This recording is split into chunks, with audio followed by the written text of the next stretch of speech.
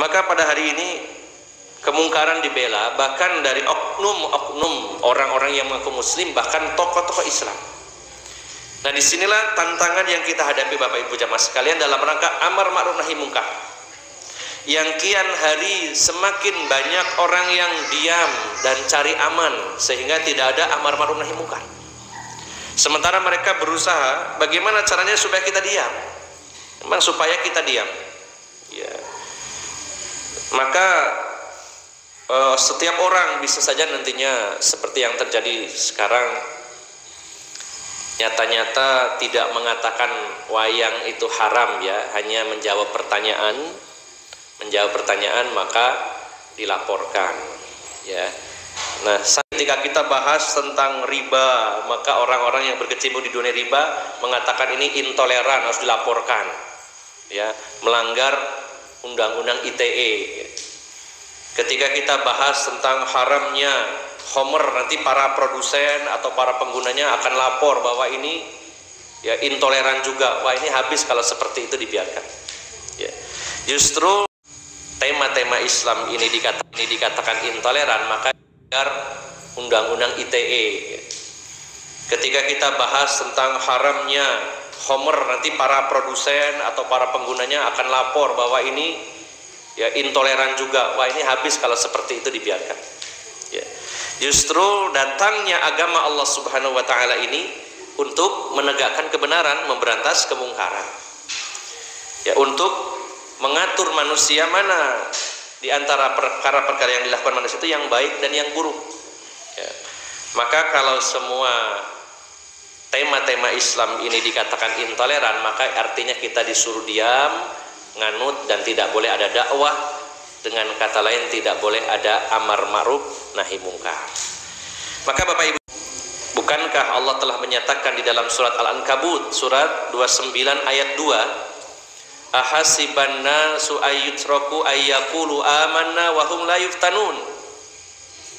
Apakah manusia menyangka bahwasanya mereka dibiarkan begitu saja mengatakan kami telah beriman sementara mereka tidak diuji?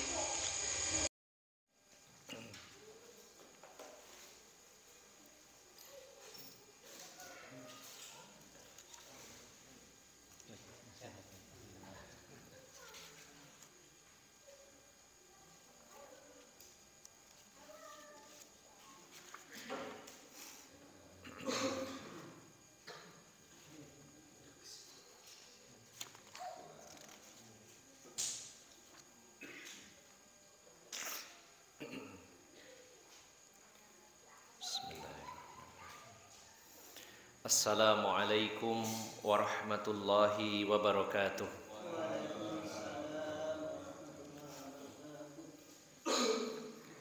Alhamdulillahilladzi arsala rasulahu bil huda wa dinil haq liyudhhirahu 'alad dini kullihi walau karihal musyrikun. Wa ashhadu an la ilaha illallah wahdahu la syarikalah wa ashhadu anna Muhammadan abduhu wa rasuluhu la nabiyya ba'dah. Allahumma salli wa sallim wa barik ala nabiyyina Muhammadin wa ala alihi wa sahbihi ajma'in. Ya ayyuhalladzina amanu taqullaha haqqa tuqatih wa la tamutunna illa wa antum muslimun, amma ba'd. Para alim ulama, para ustadz, para sesepuh yang senantiasa saya muliakan dan saya hormati, bapak-bapak dan ibu-ibu, saudara-saudari jamaah yang dimuliakan Allah Subhanahu wa taala. Alhamdulillah, kita senantiasa bersyukur kepada Allah Subhanahu wa taala pada malam hari ini dalam keadaan masih tetap menjadi seorang muslim yang setia mengikuti jejak dan langkah Rasulullah Muhammad sallallahu alaihi wasallam, dan semoga kita diberikan keistiqomahan di atas Islam dan iman dan tidak meninggal dunia kecuali dalam keadaan menjadi seorang muslim dan dalam keadaan husnul khotimah. Bapak Ibu jamaah sekalian yang dimuliakan Allah Subhanahu wa taala, kita harus senantiasa melakukan refresh atau tajdid terkait keimanan kita kepada Allah Subhanahu wa taala. Rasulullah sallallahu alaihi wasallam dan para sahabat senantiasa berusaha melakukan tajdidul iman, pembaharuan terhadap iman mereka. Maka kita pun mencontoh beliau sallallahu alaihi wasallam dan para sahabatnya. Dulu sahabat Mu'adz bin Jabal diantaranya, biasa beliau memanggil kepada para sahabat yang lainnya, mengatakan hayya bina najtami'u wa nujaddidu imanana. Mari kita berkumpul bersama-sama dalam rangka tajdidul iman, memperbaharui iman kita. Bukan berarti berganti keimanan, tetapi sebagaimana dalam hadis yang diriwayatkan dari sahabat Abdullah bin Amr bin As, Rasulullah menyatakan bahwa iman itu seperti pakaian, seperti baju yang ada dalam hati kita, dan pakaian itu biasanya semakin lama semakin memudar, atau dalam bahasa Jawanya menjadi bulak. Yang tadinya warnanya cerah atau bagus, tajam, kemudian perlahan-lahan akan memudar. Begitu pula iman di dalam hati manusia bisa memudar, maka butuh penajaman kembali, butuh refresh, butuh tajdid, yaitu pembaharuan dalam keimanan kita ini. Maka itulah Bapak Ibu jamaah sekalian, kita hadir di tempat ini walaupun mungkin setengah jam atau 45 menit, mudah-mudahan menjadi sarana untuk memperbaharui iman kita yang kadang-kadang sering menjadi usang atau bahkan lapuk. Mudah-mudahan iman kita kembali bersinar dan grafiknya bisa naik, minimal stabil ya. Bapak Ibu jamaah sekalian yang dimuliakan Allah Subhanahu wa taala, kita masih membahas satu tema, yaitu berkaitan dengan amar ma'ruf nahi mungkar. Di mana Bapak Ibu jamaah sekalian, pada hari ini kemungkaran sangat merajalela. Bahkan pelaku-pelaku kemungkaran itu semakin terang-terangan dan semakin leluasa melakukan kemungkarannya. Bahkan setiap orang yang memunculkan kebaikan maka berusaha diberangus, berusaha dirusak, dan sementara kebatilan didukung dan juga dibela. Sangat luar biasa Bapak Ibu jamaah sekalian, dan itu banyak dilakukan oleh saudara-saudara kita sendiri yang mengaku muslim. Kalau orang-orang ahlu kitab, Yahudi dan Nasrani, sudah jelas mereka tidak akan pernah berhenti karena mereka tidak akan pernah ridho sebelum kita ini meninggalkan agama kita. Ya, sebagaimana Allah nyatakan, walan tardo angkal yahudu walan nasara hatta tattabi'a millatahum. Ya, dan juga begitu pula orang-orang yang berseberangan dengan Islam, maka mereka tidak henti-hentinya untuk menghentikan laju dakwah Islam. Ya. Bahkan sebagian dari penganut agama luar sana banyak yang begitu benci dengan Islam, sebagaimana yang terjadi di India. Ya, di India mereka begitu sangat membenci Islam. Bahkan mereka secara asal, para lelakinya itu seringkali meremehkan dan melecehkan para wanitanya, walaupun itu bukan kaitannya dengan Islam. Maka ditambah lagi dengan kebencian mereka kepada agama Islam, maka hari-hari ini mereka di mana-mana membuli para muslimah yang berhijab syar'i, yang menutup auratnya, dengan diteriaki, dengan ditertawakan, bahkan disiram air ketika mereka lewat. Maka ujian dan tantangan yang dihadapi kita pada hari ini semakin nyata. Bahkan kemungkaran terus dibela oleh orang-orang yang sebenarnya bagian dari kaum muslimin. Setiap ada hal-hal yang berbau syar'i langsung diberantas. Yang terbaru mungkin hari ini beritanya ada demo di Kota Malang. Karena Wali Kota Malang menyatakan bahwa Kota Malang akan dijadikan sebagai halal city, kota halal. Artinya menyediakan barang-barang yang halal.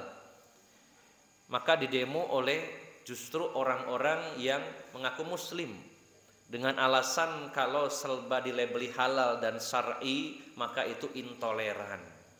Nah, sekarang sedikit-sedikit intoleran, ya. Ketika orang mengenalkan Islam intoleran, bahkan dalam orasi demonya sangat jauh. Pembahasannya tentang halal city, tapi ujung-ujungnya kalau itu dituruti nanti Malang yang hijau, damai dan asri akan menjadi ladang bom gitu ya. Aneh sekali ya. Jauh sekali gitu ya. Maka pada hari ini kemungkaran dibela bahkan dari oknum-oknum orang-orang yang mengaku muslim, bahkan tokoh-tokoh Islam. Nah, disinilah tantangan yang kita hadapi Bapak Ibu jamaah sekalian dalam rangka amar ma'ruf nahi munkar. Yang kian hari semakin banyak orang yang diam dan cari aman sehingga tidak ada amar ma'ruf nahi munkar. Sementara mereka berusaha bagaimana caranya supaya kita diam. Memang supaya kita diam. Ya.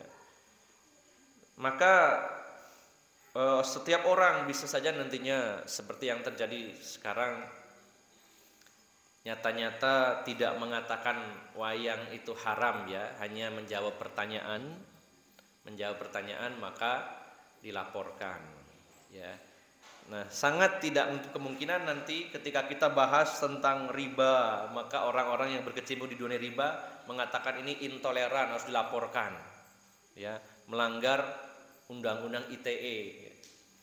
Ketika kita bahas tentang haramnya khamr, nanti para produsen atau para penggunanya akan lapor bahwa ini ya intoleran juga. Wah, ini habis kalau seperti itu dibiarkan.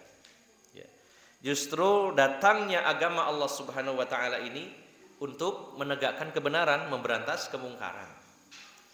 Ya, untuk mengatur manusia mana di antara perkara-perkara yang dilakukan manusia itu yang baik dan yang buruk. Ya. Maka kalau semua tema-tema Islam ini dikatakan intoleran, maka artinya kita disuruh diam, nganut, dan tidak boleh ada dakwah.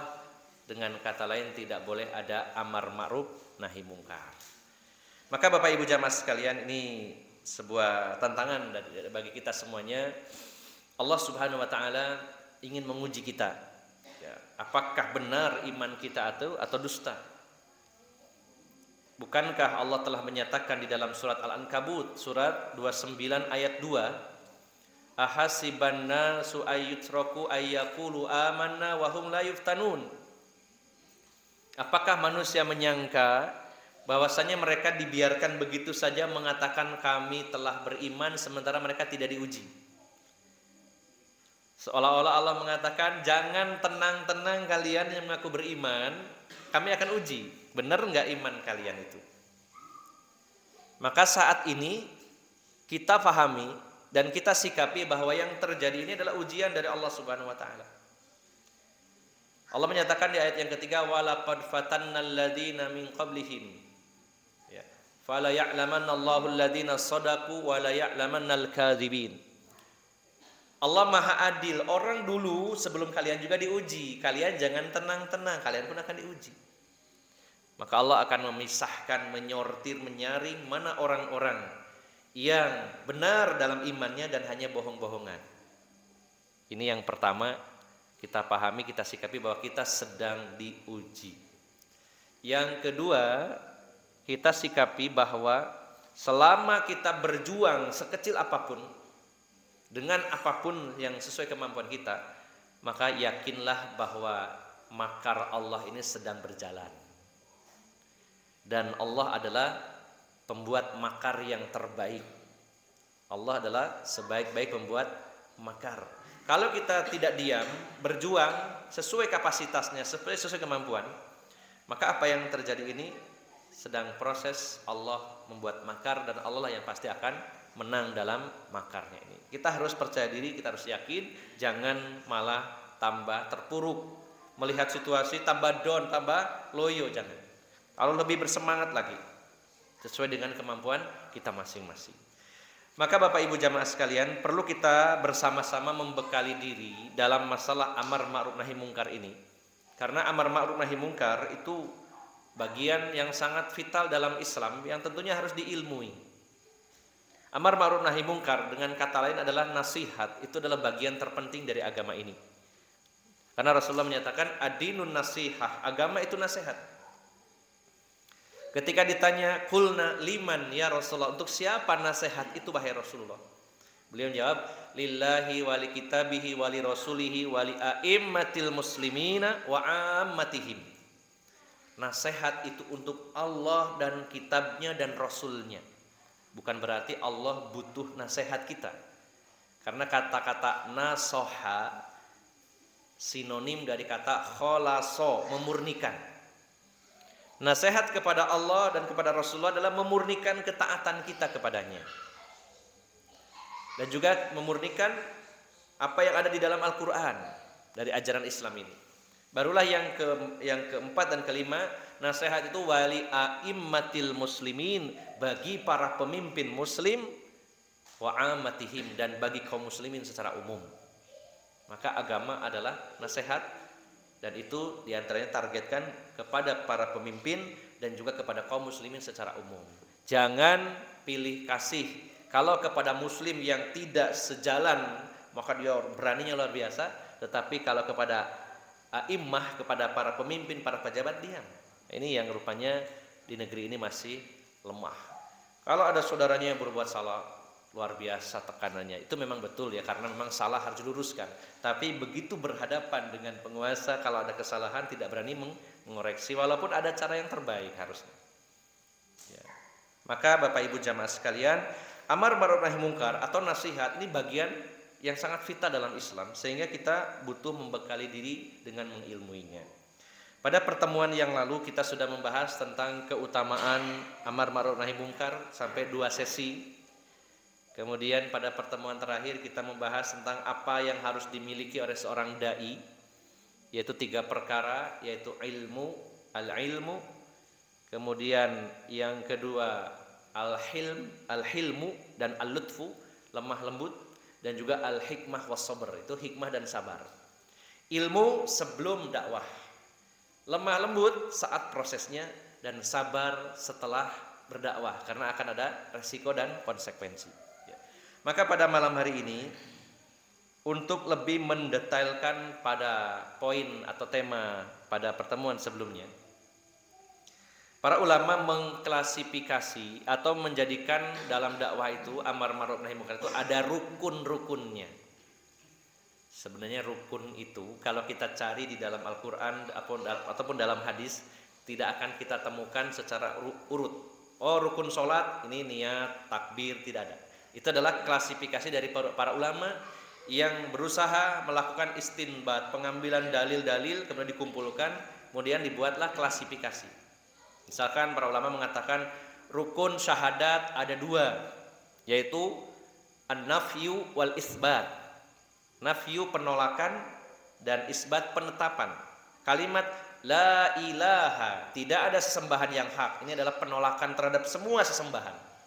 Illallah, kecuali Allah, adalah sebuah penetapan. Maka rukun syahadat ada 2, yaitu an-nafyu wal isbat. Ini hanya klasifikasi saja untuk memudahkan.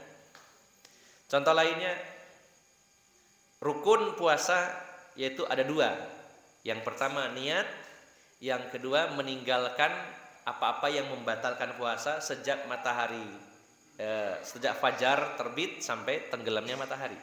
Hanya 2. Itu juga klasifikasi dari para ulama. Jadi kalau ada yang bertanya, ada nggak dalilnya tentang rukun sholat, rukun syahadat, rukun puasa, rukun haji secara detail dalam Quran dan hadis? Tidak disebutkan. Nomor 1 ini, nomor 2 ini tidak. Tapi dikumpulkan oleh para ulama, oh harus ada ini, dan ada ini. Nah, maka dalam dakwah amar ma'ruf nahi mungkar ada 4 rukun sesuatu yang harus ada. Yang pertama yaitu pelaku amar ma'ruf nahi mungkar, dengan kata lain seorang dai dan seluruh pegiat-pegiat dakwah. Ulangi ya. Yang pertama, pelaku amar ma'ruf nahi munkar atau dai, orang yang menyeru, dan ini sebuah tim, ya, sebuah tim. Ada yang memang di situ sebagai ya pemberi nasihatnya, orang yang mengajarkan ilmu. Ada di sana panitia kajian, ada di sana bagian tim multimedia seperti Mas Hairul Bahtiar, kok Bahtiar sih? Hairul Bahtiar ya, bagian publikasinya, bagian konsumsinya, ada juga ibu-ibu di belakang. Nah, maka ini tim. Maka rukun yang pertama dari amar ma'ruf nahi munkar adalah pelakunya sendiri, para pegiat dakwah, terutama para dai-dainya. Kemudian yang kedua adalah orang-orang yang meninggalkan yang ma'ruf dan mengerjakan yang mungkar. Artinya ada penyimpangan di sana. Dakwah akan bergulir, artinya ada perintah dakwah amar ma'ruf nahi munkar ketika ada orang yang tidak melakukan yang ma'ruf dan justru melakukan yang mungkar. Atau dengan kata lain, adanya mad'u, objek dakwah. Pertama, subjek dakwah yaitu dai dan timnya. Yang kedua, adanya objek dakwah, yaitu orang-orang yang melakukan penyimpangan, melakukan kemungkaran atau dengan meninggalkan yang ma'ruf. Nah, yang ketiga yaitu al-ma'ruf dan al-munkar itu sendiri. Harus kita ketahui ma'ruf itu apa, munkar itu apa, jenis-jenisnya seperti apa. Kalau dibilang ini adalah temanya, ya. Ada pelaku, ada objek, ada temanya. Ya. Yaitu temanya kalau amar ma'ruf nahi munkar berarti yang ma'ruf itu apa, yang munkar itu apa. Dan yang terakhir Bapak Ibu jamaah sekalian, yang keempat, prosesnya itu sendiri, proses amar ma'ruf nahi munkar. Jadi lengkap, ada dai, ada mad'u, ada tema, ada prosesnya, proses amar ma'ruf nahi munkar. Dan masing-masing ini ada rincian yang cukup detail yang harus kita pahami bersama. Kita awali pada pertemuan ini dengan pelaku amar ma'ruf nahi munkar, yaitu para dai-nya dan timnya, ya, para pegiat dakwah. Ada beberapa syarat, ya, syarat wajib yang harus ada pada pelaku amar ma'ruf nahi munkar. Siapa yang memenuhi kriteria dan syarat tersebut, maka dia wajib melakukan amar ma'ruf nahi munkar. Kalau tidak memenuhi kriteria, dia nggak wajib. Nah, barangkali kita termasuk yang memenuhi kriteria-kriteria ini. Itu ada beberapa kriteria syarat wajib seseorang menjadi pelaku amar ma'ruf nahi munkar. Bapak Ibu jamaah sekalian yang dimuliakan Allah Subhanahu wa taala. Yang pertama, sebagai dai dan juga pegiat dakwah, hendaknya dia seorang muslim. Ya. Bagaimana kalau orang yang non muslim? Justru mereka lah pelaku kemungkaran. Kekufuran itu adalah bentuk kemungkaran. Bagaimana dia menjadi orang yang amar ma'ruf nahi munkar sementara mereka sendiri melakukan kemungkaran? Tidak mungkin. Ya. Allah Subhanahu wa taala berfirman di dalam surat An-Nisa ayat 141.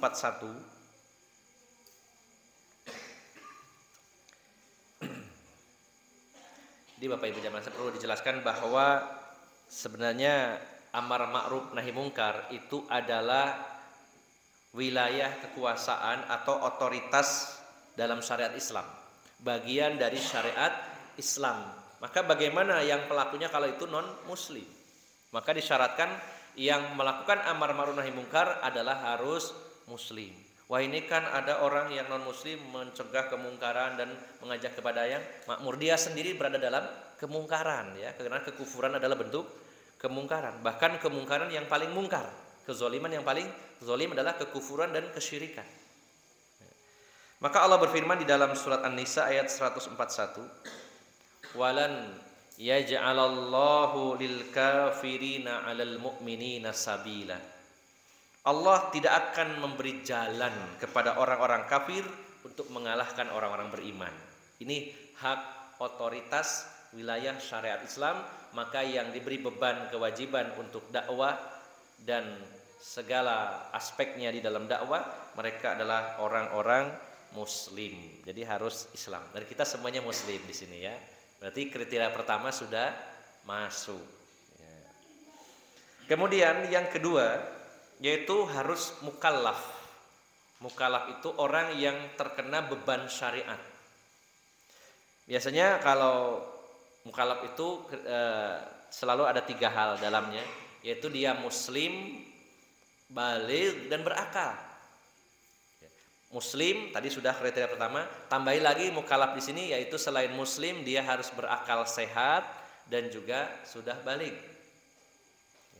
Karena Allah Subhanahu wa taala itu mengangkat pena, maksudnya itu tidak menghukumi tiga kelompok manusia. Tidak dihukumi itu kalau dia melakukan kebaikan tidak dapat pahala, kalau dia melakukan kesalahan juga tidak ditulis dosa. Dia bebas. Ada 3 kelompok manusia yang bebas. Barangkali ada yang minat jadi orang bebas? Bebas please, pokoknya enggak sholat ya enggak apa-apa. Ya, mau berbuat dosa juga enggak apa-apa. Bebas ya. Rasulullah menyatakan yaitu di dalam hadis yang diriwayatkan Imam Abu Dawud dan Imam Baihaqi. Hadis riwayat Abu Dawud dan Imam Baihaqi, beliau bersabda ya, rufi'al qalamu ala salasin, diangkat pena atas 3 golongan manusia. Diangkat itu maksudnya enggak dicatat. Kalau kita kan dicatat karena kita muslim, nanti ada kriterianya dicatat, berbuat baik, berbuat jelek. Kalau ini diangkat pena, artinya penanya enggak digunakan untuk dicatat, bebas orang ini. Makanya kalau ada orang yang ingin bebas, maka jadilah salah satu dari yang 3 ini. Yang pertama, anin naimi hatta yastaiqidho. Orang yang tidur sampai dia bangun. Maka orang tidur itu tidak dihukumi. Ada orang tidur dia ngelindur, maaf ya, misalkan ngaplok suaminya, pas tidur ya. Maka ini tidak disebut kategori wah ini wanita atau istri yang durhaka kepada suaminya. Namanya juga ngelindur. Asal jangan pura-pura ngelindur ya.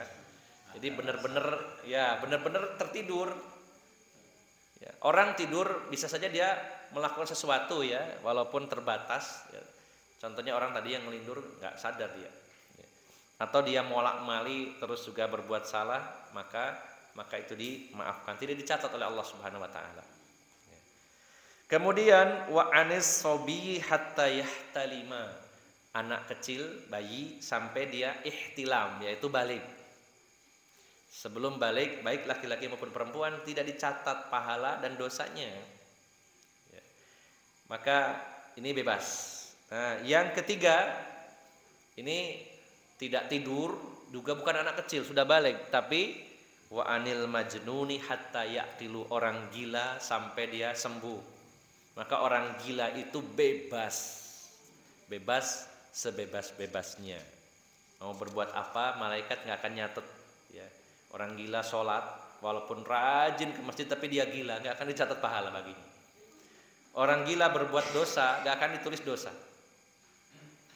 Terus bagaimana Ustadz nanti nasibnya di akhirat orang gila ini? Nggak punya pahala, nggak punya dosa.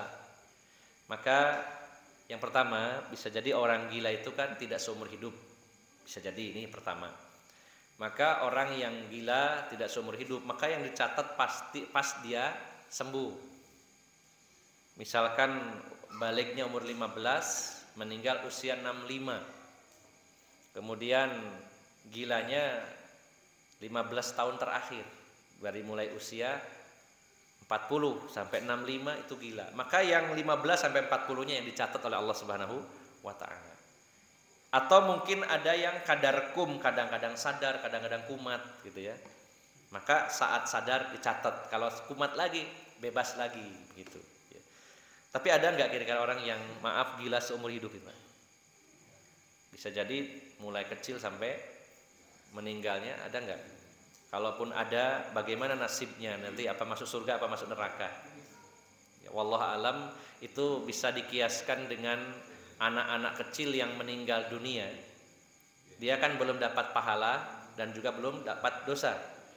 Maka anak-anak kecil yang meninggal dunia Mereka akan dimasukkan ke dalam surganya Allah, tapi derajatnya tidak setinggi orang yang beramal.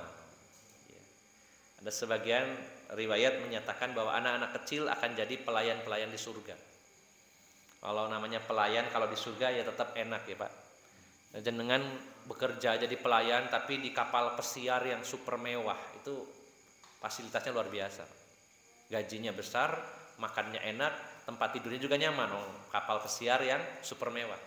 Apalagi di surganya Allah Subhanahu wa taala.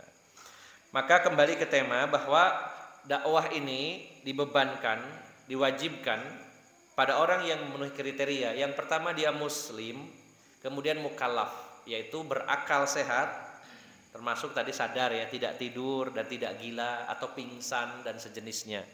Maka dibebankan kepada mereka yang punya akal sehat. Dan juga yang sudah balik. Bagaimana kalau ada anak kecil amar ma'ruf nahi munkar? Jangan sampai kita berpendapat, oh kalau begitu anak kecil nggak usah ikut-ikutan. Maka para ulama mengatakan boleh, anak kecil silakan, tapi dia belum diwajibkan. Sebagaimana bukan berarti oh kalau belum dapat pahala nggak usah sholat sampean itu nggak usah sholat, percuma. Nek sholat ya nggak oleh pahala, wong gurung balik kok. Bukan berarti seperti itu. Tetap bahkan harus dilatih, dibiasakan untuk sholat. Termasuk juga para anak-anak perempuan, biasakan dari kecil sudah menutup aurat walaupun belum wajib bagi dia. Karena apa? Nanti kalau sudah begitu balik belum biasa menutup auratnya itu berat, subhanallah. Banyak alasan, mau berjilbab, saya itu mau berjilbab tapi hati saya masih kotor. Nah, alasannya begitu. Ya dijilbab dulu, nanti mudah-mudahan hatinya jadi bersih. Gitu ya. Jangan menunggu orang yang berjilbab itu kan harus orang yang solihah, ya harus bersih hatinya. Kata siapa? Justru dengan tidak mau berjilbab dan dia tahu hukumnya, berarti hatinya masih kotor. Dia minimal fisiknya dulu. Mudah-mudahan hatinya ikut nanti. Ada lagi yang saya itu kalau berjilbab itu berat sekali. Saya tanya lebih berat helm teropong apa jilbab gitu ya. Pakai helm tidak terasa berat. Gitu ya. Mungkin berat itu maksudnya beban mentalnya. Wallahu a'lam ya. Maka harus dibiasakan. Begitu pula amar ma'ruf nahi munkar. Biasakan anak-anak kita melakukannya, tidak masalah. Ajari bahwa kalau ada teman melakukan kesalahan, tolong diingatkan dengan cara yang baik, diajari orang tuanya. Kalau ada yang lalai dalam masalah ibadah temanmu, coba diajak. Bahkan tidak menutup kemungkinan seorang anak berdakwah kepada orang yang sudah balik, yang sudah dewasa, kepada orang yang sudah senior. Ini tergantung orang yang didakwahinya menerima atau tidak. Dulu Imam Abu Hanifah, seorang ulama besar, ya, Imam Hanafi, ulama besar, ulama yang ternama, muridnya ribuan. Ya. Suatu hari beliau melihat seorang anak kecil memakai sandal yang sangat besar, mungkin sandal bapaknya dipakai. Anak kecil, belum balik. Maka Imam Abu Hanifah mengingatkan, kamu kok pakai sandalnya tidak sesuai ukuran, nanti kalau tergelincir bagaimana? Kata anak kecil ini, wahai Imam Abu Hanifah, kalau saya tergelincir karena sandal ini paling saya jatuh. Tapi kalau Anda seorang ulama besar tergelincir maka bahayanya besar. Kata Imam Abu Hanifah, arek cilik iso nuturi kayak ngono ya. Tapi beliau menerimanya, bahkan beliau menangis. Nah, kitalah yang harus bisa legowo. Kalau ada anak kecil mengingatkan, ya harusnya kita bangga, senang, alhamdulillah diingatkan anak kecil. Jangan malah merasa gengsi ya. Kita merasa sudah tua, merasa sudah ngaji, kita mengingatkan anak kecil padahal benar-benar kita salah. Nah, cuman memang disitulah butuh ilmu. Anak-anak kecil tentunya sesuai dengan kemampuannya, makanya belum diberikan beban kewajiban karena dia belum tahu secara detail apa adanya menyampaikan gitu ya. Maka yang kedua, setelah muslim harus mukallaf, yaitu berakal sehat dan baligh. Yang ketiga yaitu al-qudrah wal istita'ah, memiliki kemampuan ya, memiliki kemampuan. Jadi pelaku amar ma'ruf nahi munkar itu harus memiliki kemampuan, dan itu kemampuan setiap orang bertingkat-tingkat berbeda-beda. Allah Subhanahu wa taala berfirman dalam surat At-Taghabun ayat 16. fattaqullaha mastata'tum, maka bertakwalah kalian sesuai kemampuan kalian. Surat At-Taghabun ayat 16. Kemudian juga Rasulullah SAW bersabda di dalam hadis yang diriwayatkan Imam Bukhari, beliau bersabda, "Ma nahaitukum anhu fajtanibu wa ma amartukum bihi fa'tu minhu mastata'tum." Apa yang aku larang kepada kalian, maka jauhi totalitas. Kalau larangan harus ditinggalkan secara totalitas. Wa ma amartukum bihi fa'tu minhu mastata'tum. Adapun yang aku perintahkan maka lakukan sesuai kemampuan. Jangan dibalik, Pak ya. Kalau yang dilarang tinggalkan sesuai kemampuan, saya belum mampu ya meninggalkan, gimana ya? Tidak ada. Kalau itu dosa, maksiat, maka total tinggalkan. Tidak ada alasan saya belum mampu. Wah, kalau seperti itu orang beralasan semua. Beda dengan perintah, maka kerjakan sesuai kemampuan. Ya, tapi yang dimaksud mastata'tum, kemampuan maksimal, sudah ada usaha. Jangan hanya karena faktor kemalasan atau mental yang lemah.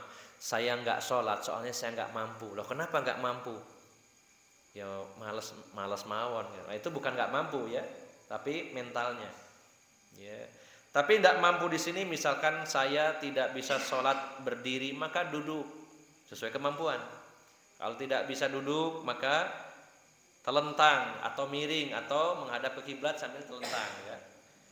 Kalau juga tidak mampu, maka sholat dengan isyarat. Ya, maka selama masih punya kesadaran, orang tetap wajib melaksanakan sholat sesuai kemampuan.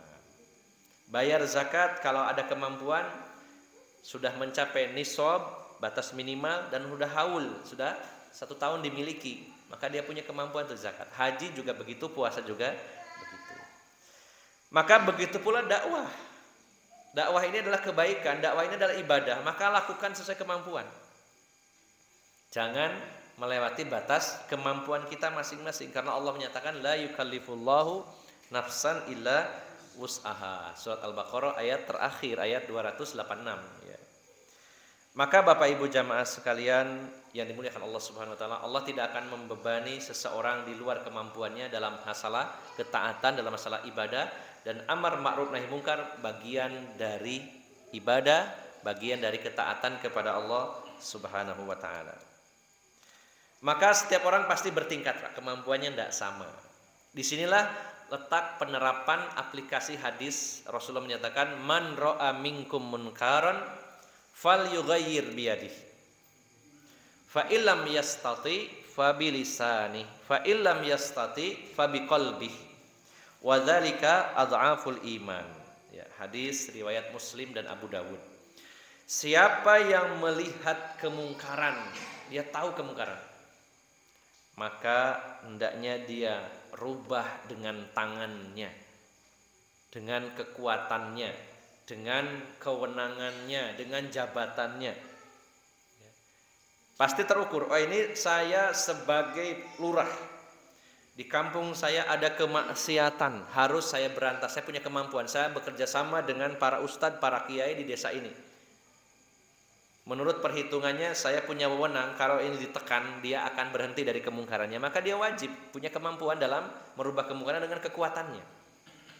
Jadi makna kekuatan luas ya, bisa jadi dengan jabatan, kewenangan, atau mungkin sebagai orang yang punya tanggung jawab di situ. Kalau panjenengan jadi seorang juragan, punya karyawan-karyawan, ini enak untuk dakwah sebenarnya. Ada kesempatan karena punya kewenangan. Ya, disitulah kita lebih mudah, leluasa untuk menyampaikan dakwah. Karyawannya tidak sholat, ya diwajibkan sholat, diperintahkan, dipaksa, ya dengan cara yang baik, dalam arti dididik, gitu ya. Diundang ustadz untuk mengajarinya, misalkan begitu. Ya, karena punya kewenangan. Seorang suami punya kewenangan dalam rumah tangganya, masya Allah, ini leluasa sebenarnya ngajak istrinya. Jangan sampai suami-suami takut istri dalam menegakkan amar ma'ruf nahi mungkar. Walaupun ada sebagian para suami yang takut istri, ya tolong dirubah, diobati. Karena ini masalah penting. Bagaimana kalau suaminya tidak bisa merubah kemungkaran dalam rumahnya? Suami harus punya power kalau masalah kebenaran, masalah dakwah di rumahnya. Dan justru memang harusnya dalam semua aspek kehidupan rumah tangga suami adalah pemimpin, karena Allah nyatakan ar-rijalu qawwamuna 'alan nisa. Laki-laki atau suami adalah pemimpin dari para istri, para wanita. Ya, jadi imam, makmumnya harus turut. Begitu ya. Asal jangan disalahgunakan, saya kan imam, boleh toh makmumnya lebih dari satu, alasannya begitu. Ya kalau mau ya mau saja silakan ya, tapi jangan bawa-bawa istilah-istilah yang ya mungkin ya, bukankah ke istrinya ngomong, Bu, bukankah bapak ini kan imam? Oh iya betul Pak, berarti ibu makmum. Oh iya, boleh nggak imamnya dua? Nggak boleh, kalau makmumnya lebih dari satu. Wah ini jadi rame ya. Jadi ini hanya joke saja ya, bahwa laki-laki pemimpin, imam. Dan ibu-ibu harus komitmen dulu waktu masih single mencari, saya sedang menanti seorang imam gitu ya. Begitu dapat suami menjadi makmum gitu ya. Nah, jangan sampai gitu Bu ya.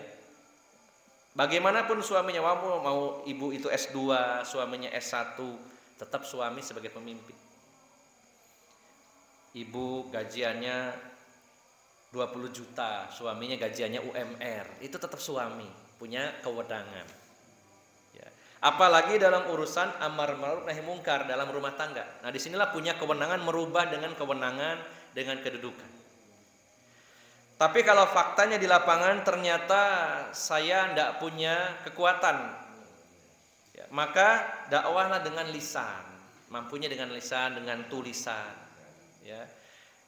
Dengan lisan di sini bisa dituangkan dalam bentuk tulisan. Ya. Di sosial media kita berdakwah. Ya. Kemudian ternyata tidak mampu juga. Dan di sini sekali lagi harus maksimal. Jangan sedikit-sedikit saya nggak mampu. Kok belum dicoba, belum diusahakan sudah nggak mampu. Belum pernah ada resiko yang didapat, belum berani ngomong. Ya. Jadi yang perlu kita pahami adalah fattaqullaha mastata'tum, bertakwalah kepada Allah, taatilah Allah itu sesuai kemampuan, artinya maksimal sampai mentok gitu. Kewenangan kayaknya harus tidak bisa nih. Justru akan merusak tatanan ya, atau akan sangat membahayakan dakwah ini. Saya nggak punya wewenang di sana. Maka dengan lisan dengan maksimal. Jangan mundur dulu sebelum melakukannya. Wah saya ini kekuatan nggak punya, lisan juga nggak berani. Itu bukan nggak bisa, tapi nggak berani kalau itu ya. Maka ini yang dimaksud adalah istitoah atau al-qudrah, yaitu adanya kemampuan. Ternyata kalau lisan juga tidak sanggup, tidak punya kemampuan di sana, fabi qalbi, dengan hati, yaitu minimal mengingkari kemungkaran-kemungkaran itu. Jangan sampai kita menikmati dan senang dengan kemungkaran itu. Dan itu pun wadzalika ad'aful iman, itu adalah selemah-lemah iman. Bagaimana kalau orang itu sudah tidak punya rasa mengingkari kemungkaran, berarti diragukan keimanan dalam hatinya. Bapak Ibu jamaah sekalian yang dimuliakan Allah Subhanahu wa taala, ini 3 kriteria dai dan para pegiat dakwah, yaitu yang pertama yaitu harus muslim, yang kedua mukallaf, baligh, berakal sehat, yang ketiga punya al-qudrah dan istitoah. Ada tambahan dari sebagian ulama walaupun tidak semuanya, sebagian lagi, yaitu adamul khosyah, harus berani, jangan memiliki rasa takut. Adamul khosyah, menghilangkan rasa takut. Jadi ini memang perlu penggemblengan Bapak Ibu jamaah sekalian ya. Orang dalam dakwah tidak berani itu bagaimana ya, sulit ya. Kalau dai-nya, gurunya saja sudah takut, bagaimana jamaahnya? Menuntut jamaahnya supaya berani, ustadznya sendiri nggak berani ya. Yang tentunya harus terukur tadi sesuai kemampuan. Tapi bukan berarti mampu tapi tidak melakukan. Ini bukan tidak mampu tapi tidak berani. Dia punya kewenangan, sebenarnya dia mampu dengan kewenangannya, tapi dia tidak melakukannya. Kenapa? Karena takut. Ya, karena takut. Dia punya kemampuan untuk menyampaikan secara lisan, tapi tidak disampaikan. Kenapa? Takut. Ini yang harus kita perbaiki bersama. rasa takut ini. Pada hari ini banyak sekali dari dai-dai yang mencari aman dan nyaman, takut resiko, padahal Rasulullah SAW ketika beliau berdakwah menghadapi resiko-resiko yang sangat besar. Bapak Ibu jamaah sekalian yang dimuliakan Allah Subhanahu wa taala, ini diantaranya 4 kriteria para pelaku dakwah, yaitu muslim, mukallaf, al-qudrah dan istita'ah, kemudian adamul khasyah, yaitu menghilangkan rasa takut di dalam dirinya. Sudah isya ya Pak? Iya, alhamdulillah. Sedikit-sedikit tapi mudah-mudahan bermanfaat, bisa kita pahami dan bisa kita amalkan. Insyaallah. Monggo. Oh, monggo Pak, silakan. Sebelum kita tutup tanya. Tadi kan di ayat berapa tadi kan Allah sekali itu tidak akan memberi jalan orang-orang kafir menguasai yang bukan orang-orang muslim. Tapi di dalam faktanya itu yang sebagai contoh saja ketika pasukan Tatar menyerbu Irak ke Baghdad itu, itu 1 juta, 1,5 juta dibantai hanya dalam waktu kira-kira 40 hari. Kemudian dengan tombaknya itu besar, udah masuk semuanya menyerah tanpa syarat.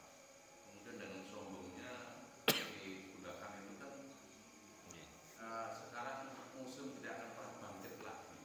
Kamu serang saja Mesir dengan 10 orang dia akan menyerang, sehingga dikirimlah oleh gubernur itu 40 mengirim surat untuk segera menyerah.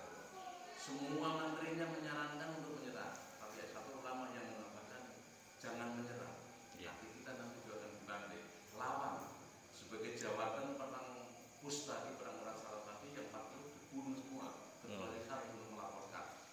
Nah, kemudian mobilisasi, kemudian ternyata memang menang. Nah, kita ini kalau takut-takut amat, nah, apakah dengan berjalan itu tadi tidak menguasai? Apa kita beragama yang sama? Dengan keraguan itu, atau nyatanya yang Mesir dengan begitu beraninya menentang karena gubernurnya menentang, tapi Allah memberi pertolongan. Nah, seperti kalau sekarang ini nggak punya aman. Apakah kita menunggu ini termasuk orang-orang munafik atau enggak? Jangan menunggu. Nggak bergerak apa-apa. Kalau Ustaz itu ya, tidak begitu. Jangan kita ini termasuk orang yang tidak punya pendirian gitu. Nah, gimana untuk memupuk berani kemudian kalau nggak ada apa namanya, nggak ada Amerika, kita bisa kelompok bertindak. Jadi memang ayat tadi itu berkaitan dengan masalah seorang disyaratkan dalam dakwah itu muslim, karena memang dakwah itu masuk ke dalam wilayah otoritas syariat Allah, sehingga orang di luar syariat itu orang-orang kafir tidak boleh cawe-cawe dalam hal ini. Nah, memang dalam kitab ini sebenarnya ini juga mengutip dari kitab yang lain, dipilih ayat surat An-Nisa tadi 141 bahwa Allah tidak akan memberi jalan kepada orang-orang kafir untuk mengalahkan orang-orang beriman. Maka di sini yang perlu kita garis bawahi orang-orang beriman. Nah, di sini yang perlu kita koreksi keimanan kaum muslimin pada hari ini. Kaum muslimin pada hari ini dikalahkan oleh musuh-musuh Islam, ya, karena kita sendiri sebenarnya.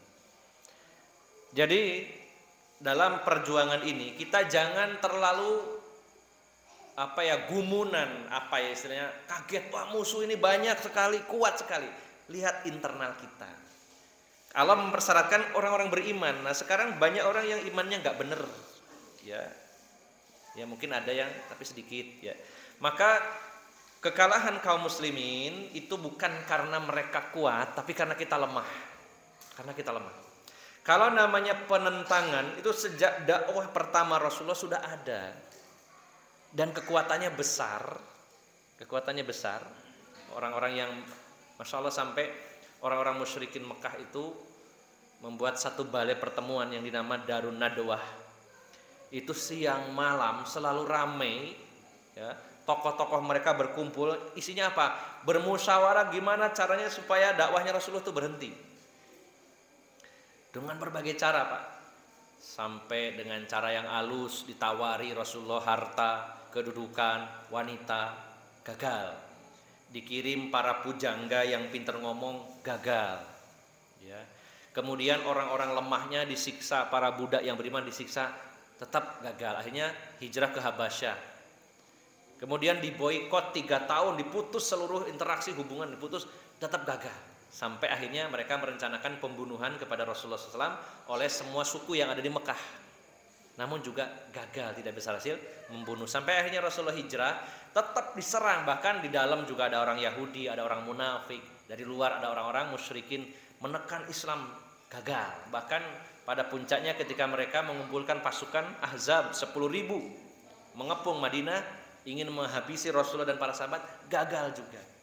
Jadi kalau namanya musuh dari dulu selalu ada dan kekuatannya besar, tapi Allah berikan pertolongan. Kenapa sekarang kita dikalahkan? Karena kitanya yang lemah. Banyak sekali penyimpangan-penyimpangan yang terjadi dalam tubuh kaum muslimin. Ketika terjadi peristiwa pembantaian di Baghdad 1,5 juta muslim, bahkan khalifah dan keluarganya dibantai kecuali 1 orang ya, ditawan jadi budak, kemudian dijual ke Mesir ya, yang akhirnya ternyata di Mesir jadi panglima, akhirnya jadi pemimpin waktu itu. Siapa namanya ya, saya lupa, digelari Al-Qutus ya, Syarifuddin apa Saifuddin Al-Qutus. Itu sebenarnya keturunan dari khalifah yang dibantai oleh pasukan Tartar ya. Di situ salah satu celah masuknya adalah karena pengkhianatan Perdana Menteri Islam yang beragama Syiah, sehingga memberikan akses kepada pasukan Tartar untuk masuk ya. Kemudian setelah itu 2/3 belahan dunia takluk kepada pasukan Mongol. Nah, tinggal Mesir inilah yang akhirnya akan diserang. Dikirimlah utusan tadi Pak ya kisahnya ya, tapi akhirnya Saifuddin Al-Qutus menentang, kita harus lawan, kita akan kumpulkan pasukan dari para budak. Makanya pasukannya disebut pasukan Mamluk ya, pasukan Mamluk. Pada hari ini yang sering latihan memanah, ada teknik-teknik Mamluk. Jadi pasukan Tartar itu kalahnya terutama sebab dosa-dosa mereka lalai, mabuk-mabukan dan sebagainya. Yang kedua, Allah berikan kemampuan pada pasukan pemanah berkuda. Pasukan Mamluk ini punya teknik khusus dalam pertempuran yang sekarang sedang dipelajari oleh teman-teman yang panahan di horsebow gitu ya. Tekniknya sangat unik, banyak memang ya. Bagaimana tidak ya, pasukan berkuda dengan kecepatan yang luar biasa melontarkan anak panah, jadi susah, diserang susah tapi mereka nyerang terus. Maka terdesaklah pasukan Tartar ini dan akhirnya kalah dalam pertempuran itu ya. Saya lupa dalam pertempuran apa namanya ya, Ainun Jalut kalau nggak salah atau apa, lupa, ada dalam sejarah. Maka sebenarnya kembali bahwa kita dikuasai oleh musuh karena kelemahan kita, karena banyak faktor-faktor yang membuat kita kalah. Munculnya diantaranya ya sebagaimana di dalam Al-Quran, dalam surat kuncinya ada di surat Al-Anfal ayat 45-46. Kita kutip dari, saya tambah sedikit Pak ya, isanya sedikit lagi. Saya tambahkan dalam kitab Al-Furusiyatul Muhammadiyah.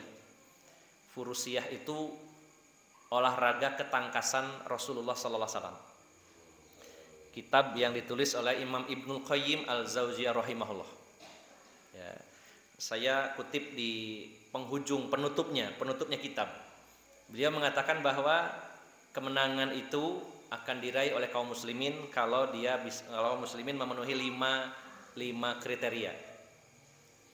Yang pertama, pas butuh, hendaknya dia punya nyali. Nah ini Pak ya, harus punya keteguhan, harus punya nyali. Sampai Rasulullah dalam tafsir Ibnu Katsir ya, beliau Imam Ibnu Katsir membawakan sabda Rasulullah SAW, la tatamannau liqa'al adu. Jangan pernah kalian itu berangan-angan ingin ketemu musuh, jangan arep-arep perang, jangan berangan-angan ketemu musuh. Tapi kalau ketemu jangan lari, teguhkan hati kalian, harus berani. Maka yang pertama adalah pas butuh, yaitu teguhkanlah, harus punya nyali. Yang kedua, wazkurullaha katsira, berzikir yang banyak kepada Allah Subhanahu wa taala. Banyak mengingat Allah Subhanahu wa taala. Yang ketiga, wa atiullaha wa rasulah, taat kepada Allah dan Rasulnya. Khalifah Umar pernah mengirim surat kepada Sa'ad bin Abi Waqqas dalam peristiwa perang Qadisiyah. Yang dilawan ini bukan sembarangan, Pak, yaitu negara adik kuasa Persia. Ya, kaum muslimin bersama panglimanya Sa'ad bin Abi Waqqas diutus oleh Khalifah Umar untuk menaklukkan Persia, salah satu negara adik kuasa yang luar biasa kekuatannya. Pasukannya besar, berpengalaman, persenjataannya lengkap, dan jumlahnya luar biasa. Maka ketika Sa'ad bin Abi Waqqas melihat ini musuh begitu kuatnya, maka beliau menulis surat kepada Khalifah Umar untuk meminta nasihatnya. Apa yang dinasihatkan oleh Khalifah Umar? 2 poin diantaranya. Setelah beliau mengucapkan salam, amma ba'du, wa amuruka, ya, wa amuruka bittaqwallah, atau wa amuruka wa man ma'aka minal ajnadil muslimina, ya, bittaqwallahi azza wa jalla. Saya perintahkan kepadamu wahai panglima Sa'ad, dan juga orang-orang yang menjadi pasukanmu bersama kamu, hendaknya kamu bertakwa kepada Allah. Karena takwa adalah senjata unggulan dan strategi paling jitu. Jangan berpikir yang aneh-aneh. Takwa Allah ini adalah senjata yang paling terkuat dan strategi yang paling jitu. Nah, yang kedua, beliau menyatakan hendaknya kalian benar-benar menjaga diri, wahai pasukan, menjaga diri dari maksiat, dari dosa. Karena apa? Kalian ditolong oleh Allah karena dosa musuh-musuh kalian. Kalau kalian juga melakukan dosa, maka kalian kalah. Muslim berdosa, orang kafir berdosa, sama-sama berdosa. Tapi kekuatannya lebih besar yang kafir. Jumlahnya lebih banyak, senjatanya lebih lengkap, pengalamannya lebih jauh. Menang yang ini jelas sama-sama dosanya. Maka kata Khalifah Umar, kalian ditolong karena maksiat musuh-musuh kalian. Artinya kalian jangan maksiat, akan dimenangkan oleh Allah Subhanahu wa taala. Jadi yang pertama harus berani, yang kedua banyak zikir, yang ketiga takwa Allah, taat kepada Allah, jauhi maksiat. Nah, yang keempat, wala tanaza'u fatafshalu wa tadhhabari hukum. Jangan suka cekcok, berselisih, berpecah belah. Itu akan membuat kamu gentar dan kehilangan wibawa kekuatan. Ya. Kemudian wasbiru innallaha ma'as-sabirin. Kata Imam Ibnu Qayyim, wa milaku dzalika kullu as-sabr. Kunci dari semua itu yang tadi adalah sabar, sabar dalam berjuang. Nah, maka Bapak Ibu jamaah sekalian, pada hari ini 5 poin ini tidak dimiliki banyak oleh kaum muslimin. Berani nggak ada, nyalinya nggak punya, sedikit. Orang yang bernyali sedikit. Ya. Kemudian mengingat Allah, mungkin masih ada yang mengingat Allah, tapi ini juga mengingatnya dengan cara yang seperti apa? Ya, yang bermaksiat, wah nggak kurang-kurang. Maksiatnya kaum muslimin hari ini begitu banyak. Nah, yang tidak kalah pentingnya adalah ittifaqul kalimah, menyatukan suara, menyatukan komando. Ini yang memang belum dimiliki sampai hari ini. Berpecah belah terus, pertengkaran terus. Bagaimana akan dimenangkan oleh Allah Subhanahu wa taala? Baru yang terakhir, sabar. Maka kesimpulannya Bapak Ibu jamaah sekalian, orang-orang kafir tidak akan punya cara menguasai kaum muslimin kalau mereka betul-betul beriman. Cuman tanda kutip imannya kaum muslimin hari ini banyak dipertanyakan. Dari segi tauhidnya sudah morat-marit, ibadahnya kacau, muamalahnya campur baur dengan yang haram, akhlaknya juga luar biasa, persatuannya banyak PR Pak gitu. Ya, makanya kalau seperti itu ya kita butuh waktu, proses dan perjuangan. Yakin kalau sudah berjuang maksimal, mudah-mudahan Allah segera memberikan pertolongan kepada kita semuanya. Demikian wallahu a'lam bishawab. Mudah-mudahan bermanfaat dan mohon maaf atas segala kekurangan. Billahi taufiq wal hidayah. Wassalamualaikum warahmatullahi wabarakatuh. Waalaikumsalam warahmatullahi wabarakatuh.